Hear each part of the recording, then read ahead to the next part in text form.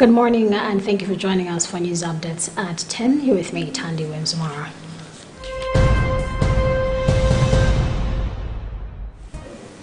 Marking the 60th anniversary of Pope John XXIII's encyclical Pater in Terris, Cardinal Michael Sheni addressed an event highlighting the teachings of the encyclical in today's world and how Pope Francis has carried them out throughout his pontificate. The Cardinal, who is prefect of the dicastery for promoting integral human development, highlighted three main areas and began by noting that the encyclical, which was set on the 11th of April 1963, is part of a long series of magisterial documents with which the pontiffs of the 20th century turned their attention to the theme of peace.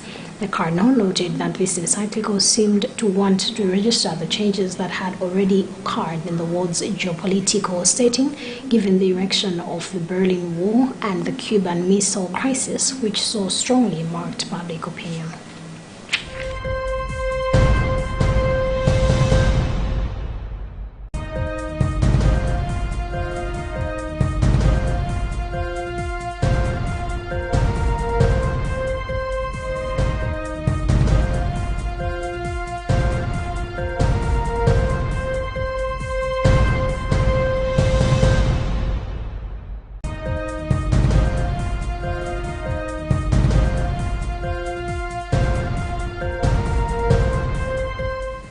Reports have it that food shortage has hit in Chisi District Hospital, with some patients claiming they are being provided with one meal a day instead of three as per recommendation, a situation that may affect their health status.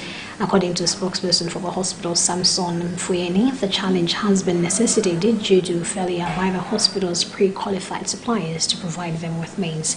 Mfuyeni adds that the hospital also tried to engage ADMARC officials in the district to see if they can sell them maize, but this has not materialized up to now, forcing them to buy the staple food from vendors, which he admitted is very expensive.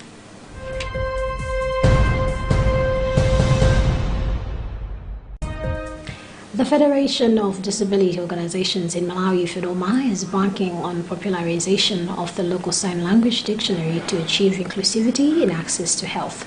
This comes following an observation that people with speech and hearing impairment are unable to communicate with health personnel in both public and private hospitals, a situation that is said to be widening the gap between health services and people with disabilities. Executive Director of FEDOMA, Simon Lunde, has disclosed that they have since started an initiative aimed at assisting medical personnel to understand sign language through the dictionary.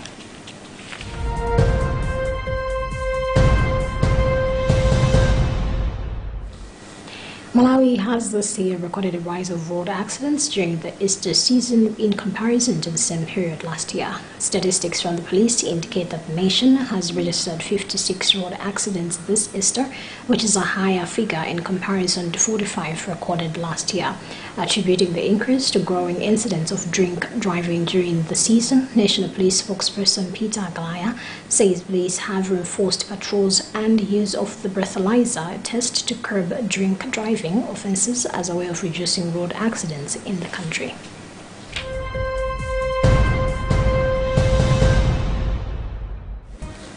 And in international news, Kenya's main opposition coalition on Tuesday announced plans to hold direct engagements with the public as it prepares for talks with the government on electoral reforms. Azimio la Umoja coalition, led by veteran opposition leader Raila Odinga, said it remained committed to easing political tension through dialogue after its anti-government protests turned violent last month. It said it would hold its first town hall meeting on Thursday, followed by a public rally on Sunday in the capital, Nairobi, to explain to the people where they are and their upcoming course of action. Both the ruling coalition and Azimio have named their representatives in the talks, which Mr. Odinga insists should be expanded beyond Parliament.